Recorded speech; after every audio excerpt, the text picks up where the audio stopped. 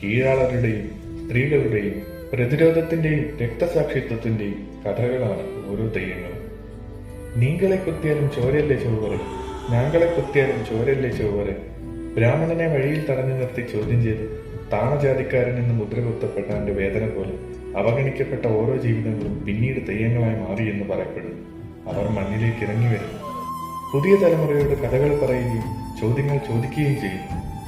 ഒരേ സമയം വീരവും കാരുണ്യവും നിസ്സഹായതയും ഒക്കെ ആ കോലമുഖങ്ങളിൽ നമുക്ക് കാണാനാവും.